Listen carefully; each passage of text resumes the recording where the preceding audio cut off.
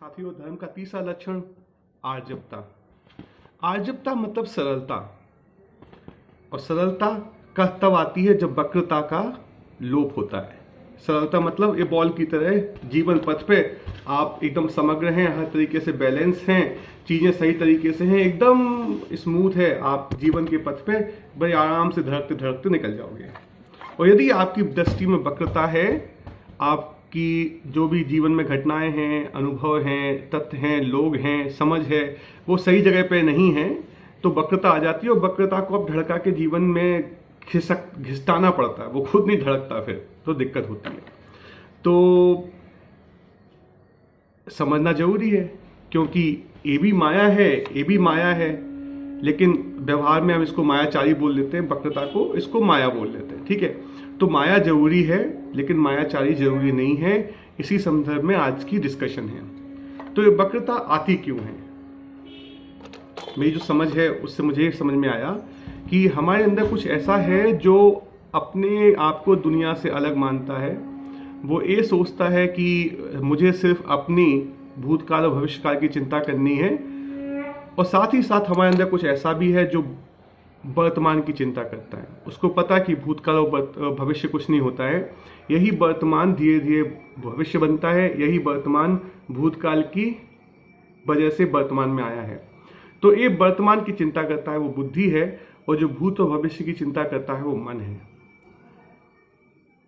उदाहरण देता हूं, वर्तमान आपकी बुद्धि को पता है कि डीजल पेट्रोल जलाने से, पेड़ काटने से दिक्कत होगी, लेकिन कुछ आपके अंदर ऐसा है जो स्वार्थी है, जो अपने आप को ही सब कुछ समझता है, और वो अपने भविष्य को अच्छा करने के लिए पेड़ काट लेता है, दूसरों को धोखा दे देता है, पशु पक्षियों की हत्या कर देता है। तो ये कंफ्यूजन है कि नहीं है? मतलब उसको पता है लेकिन मन उसको खींच रहा है, मतलब मन का बल अलग जा रहा है, बुद्धि का बल अलग जा रहा है। फिर एक चीज होती है जो हमारे अंदर होती है, वो संस्कार। जैसे कि मोटरसाइकिल पे चल रहे हैं, एक कीड़ा के टकराया, आंख बंद हो गई। क्यों आंख बंद हुई? कुछ हमारे अंदर ऐसा है जो संस्कार है, जिसकी वजह से उसको अपना डिफेंस करना पता है, उसको अपनी सुरक्षा करना पता है। तो ये जो संस्कार हैं, ये हमें जन्म के बाद जब तक हम होश संभालते हैं, तब तक अनजाने में परिवारजनों से, नाते रिश्तेदारों से, वातावरण से हमें अंदर आ जाते हैं। कुछ लोग बोलते हैं पुराने जन्मों से भी आते हैं। लेकिन ये जो संस्कार है, मोटा मोटी मैं ये मानता हूँ कि क्योंकि हमारी उत्पत्ति जानवरों से स्लोली हुई है, तो ये जो संस्कार हमारे अंदर हैं, उसमें ज़्यादातर वो संस्कार हैं जो विवेक शून्य हैं। और विवेक शून्यता होने की वजह से यदि आप उसको खाली छोड़ देंगे, अपने आप को बल नहीं लगाएंगे, पुरुषार्थ नहीं करेंगे, तो आपको नीचे ले जाएंगे। तो ये जो संस्कार का बल है, ये अधोगति की तरफ ले जाता है, बुद्धि का बल आपको ऊपर ले जाता है, और मन आपको संसार में डुलवाता है। क्यों? क्योंकि वो भूत भविष्य के चक्कर में फंसा हुआ है। और साथ ही साथ एक चित्त भी होता है, क्योंकि संस्कार के जब बंधन में फंसे होते हो तो बुद्धि को बल देने के लिए एक चित्त होता है। वो चित्त, आप ये मान लीजिए, संस्कार के एकदम उल्टे होते हैं। तो यदि आपके संस्कार बहुत ही ज्यादा परेशान करने वाले हैं, तो चित्त आपको बल देता है, बुद्धि को विकास दे देता है। तो ये जो चारों फोर्स हैं, वो जब अलग अलग दिशा में चलते हैं तो क्या होता है, आप इसकी तरह मान लीजिए कि ये चार घोड़े हैं। तो जब ये अलग अलग दिशा में चलते हैं, जब ये अलग अलग दिशा में चल रहे हैं, तो ये हमारी जो ऊर्जा है उसको छिन्न भिन्न कर देते हैं। और ऊर्जा के छिन्न भिन्न होने की वजह से हम चीज़ों को सही तरीके से देख नहीं पाते हैं, समझ नहीं पाते हैं, और दुनिया में प्रॉब्लम में झेलते हैं। मान लीजिए कि ये सब बल एक ही तरफ काम करने लगे, ये आपका मन, बुद्धि, संस्कार और आपका जो चित्त है, वो सब एक ही दिशा में काम करने लगे, तो जो आपकी ऊर्जा है वो एक जगह पे आके इतनी फोकस हो जाएगी कि आपकी एक्सरे की तरह आंखें हो जाएंगी। आप चीज़ों को एकदम साफ साफ एक्सरे की तरह देख सकते हो। एक्सरे क्या होता है? बहुत ही कंडेंस फोकस्ड लाइट जो होती है, जैसे लेंस की जो लाइट होती है, जिससे कागज जल जाता है। क्यों? क्योंकि सब लाइट एक जगह फोकस हो गई, आप किसी भी कागज को जला देते हो उस लेंस से। तो जब आपकी सभी शक्तियां एक जगह एकाग्रित हो जाती हैं, तो आपके अंदर वो बल आ जाता है कि आप माया के जाल को भेद के आगे निकल जाते हो, और जिसे आप मोक्ष कहते हैं या जिसे आप चित्त शांति कहते हैं, आप वहां पहुंच जाते हो। तो कैसे पहुंचे हम? कैसे माया को एक सही तरीके से संजोएं कि हमारा जीवन एक सही दिशा में चलता रहे? इसके लिए दो सूत्र मैं आपको देना चाहता हूं, वो है ठहराव और दूसरा है तारीफ। देखिए, कभी कोई मूवी में कोई सीन होता है जिसमें एकदम तेजी से घटना हो जाती है, तो क्या होता है, हम उसको रुक रुक के देखते हैं या हम उसको स्लो मोशन में देखते हैं। और स्लो मोशन में जब हम उसको देखते हैं तो उसे ठहराव कहा जाता है। और ठहराव में आपने स्लो मोशन में देखा, अरे बाप रे बाप, इतना अच्छा सीन था, हीरो चल के आ रहा है स्लो मोशन में, क्या मसल्स हैं। तो आपने ठहराव किया और तारीफ की तो आपको बड़ा अच्छा लगता है, आपको लगता है कुछ ऐसा है जो हमारी सिंपल दृष्टि से विलोपित हो रहा था, आप उसे देख नहीं पा रहे थे, लेकिन अब ठहराव के साथ आप देखते हो, तारीफ अपने आप होती है। इसी तरीके से फल, एक फूल है, फूल आप आज सुबह देखोगे, कल सुबह देखोगे, परसों सुबह देखोगे, तो आप फूल को खिला हुआ देख सकते हो, धीरे धीरे बढ़ता हुआ देख सकते, आज इतना सा था, कल इतना सा था, लेकिन उसमें आपको शायद उतना आश्चर्यचकित कम होते हो आप। लेकिन जब वो कैमरे से कोई उसको 2 दिन लगातार उसकी शूटिंग करता है और 10 दिन का जो फूल का खिलना होता है वो आपको 2 मिनट के अंदर ऐसे से दिखाता है कि ऐसे से फूल खुल रहा है। देखा है कभी कोई ऐसा सीन? आप एकदम से आश्चर्यचकित हो जाते हो।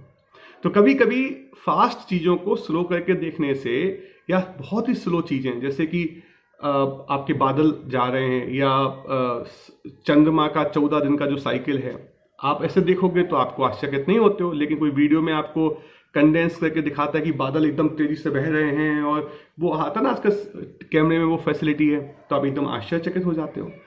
तो इसी तरीके से भगवान ने हमें जीवन में सुख और दुख के 2 सिचुएशन दी हैं।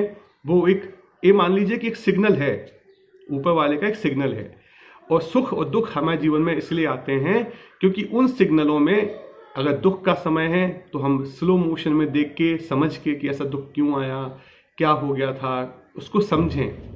और सुख जब आए उसको थोड़ा सा, क्योंकि सुख में क्या होता है कि हम बहुत लीन हो जाते हैं, तो सुख में हम थोड़ा सा फोकस करके उसको इकट्ठा करके बड़े समय को एक छोटे समय में लाके देखें कि आज ये जो सुख हम मना रहे हैं इसमें कहाँ कहाँ दिक्कतें हो सकती हैं और दिक्कतों को हम कैसे ठीक कर सकते हैं। तो जब हम सुख को फैला के देखते हैं और दुख को एकदम माइक्रोस्कोप में देखते हैं, तो आप खोजोगे कि अरे इस सुख और दुख तो दोनों ही नहीं है।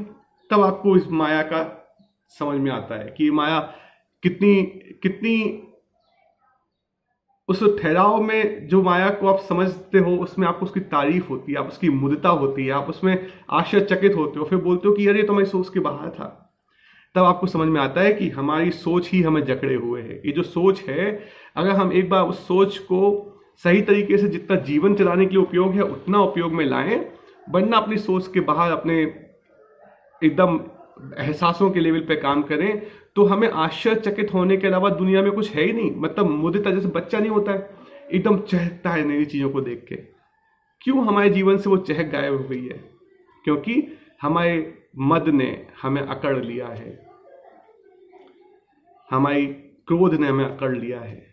तो माया को हम ठहराव, और ठहराव के बाद जो उसकी विशालता या जो उसका जो बहुआयामी चित्रण हमारे सामने आता है, उसकी हम तारीफ करके माया को सरेंडर कर सकते हैं माया के सामने। तो ये जो माया है, कई लोग बोलते हैं ना कि स्त्री को कोई नहीं समझ सकता या माया को कोई नहीं समझ सकता। तो दोस्तों, मुझे लगता है कि स्त्री का जो शारीरिक या पुरुष का शरीर से कोई मतलब नहीं है। वो मतलब ये है कि माया ही जीवन को पैदा करती है। स्त्री, हम देखते हैं कि आपकी जीव राशि को आगे बढ़ा रही होती है। तो स्त्री और माया का शायद उन्होंने उस तरीके से उपमा में उपयोग किया हो, लेकिन उस उपमा का मैं आपको इसी संदर्भ में फिर से एक अच्छे तरीके से उपयोग करना चाहता हूँ। यदि आपने किसी स्त्री को बल के साथ अपहरण किया और आपने उसके साथ बलात्कार करने की कोशिश किया, बलात्कार किया, तो वो आपका विनाश का कारण बनती है। वही स्त्री के साथ आप शादी करते हो एक सोशल संबंधों के जैसे, बिना प्रेम के, तो वही आपको नीरस जीवन का निमित्त बनती है। और वही स्त्री को आप सोच के, समझ के, उसकी इच्छाओं को पहचान के, अपना प्रेम का सरलता से इजहार करके उसको रिझाते हो, तो प्रेमिका बन के आपका जीवन में आपको अलग संतानें देती है, आपको सुख देती है, संबंधों का सुख देती है। तो कभी आप चाहें तो उस तरीके से संसार के साथ डील करके आप अपने जीवन में धन, ज्ञान, सरस्वती, लक्ष्मी सब ला सकते हैं। बस स्लो रहिएगा और थोड़ा सा समझ के, तारीफ करके, रिझा के काम करेंगे तो ये हो जाएगा।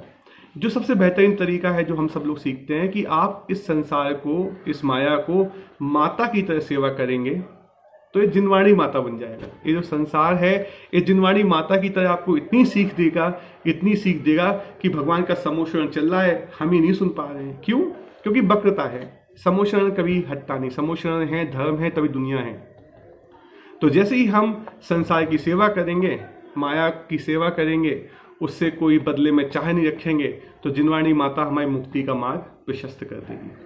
तो दोस्तों देखो, बड़ी सिंपल सी बात है, माया जीवन है तो माया तो जरूरी है, क्योंकि जो दिखता है वो माया है। लेकिन अगर हम इस परिधि में रहते हैं तो हम सरल रहते हैं, और वही इस परिधि को या लक्ष्मण रेखा को फाड़ के बाहर निकलते हैं। मान लीजिए कि आप वक्र हो गए। वक्र मतलब आपने अपने वर्तमान और अपने भूतकाल को अच्छा करने के लिए, भविष्य को अच्छा करने के लिए आपने कोई यहाँ से वक्रता ले आए, या आपने वर्तमान में ज़्यादा खुश होने के लिए आप वक्रता ले आए, या संस्कारों से ही प्रभावित होकर सब काम करने लगे, या चित्त की ताकत से ही सब काम करने लगे। तो ये वक्रता है जो आपको परिधि के बाहर लेके जाती है। और जैसे ही आप वो लक्ष्मण रेखा लांघते हो तो आपके जो हृदय की सीता है, जो आपका सत है, उसको अपहरण करके रावण ले जाता है।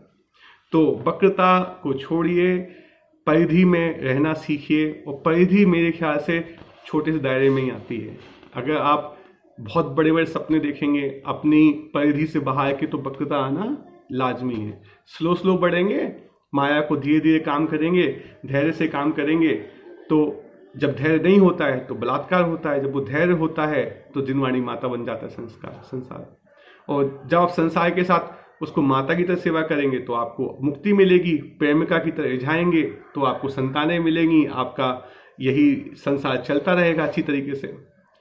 और यदि आप उसको नीरसता से निभाएंगे तो भी बच्चे पैदा होंगे, संसार नीरस चलता रहेगा, आप 84 लाख योनियों में भटकते रहेंगे, कोई अर्थ नहीं आएगा। और वही आप बलात्कार करेंगे तो काली मां बन के माया आपका विनाश कर देगी। सरल बनिए, परिधि में रहिए, तारीफ, ठहराव के बाद जो आपको बहुआयामी माया का चित्रण होगा उसकी तारीफ करके आप इस मायाचारी के जाल को तोड़ सकते हैं और अपने स्वयं के जीवन में खुशियां, सरलता और मुक्ति का निमित्त बना सकते हैं। बहुत बहुत धन्यवाद। फिर से बोल देता हूँ, फिर याद रखिएगा, ठहराव, तारीफ। दूसरा, परिधि में रहिए।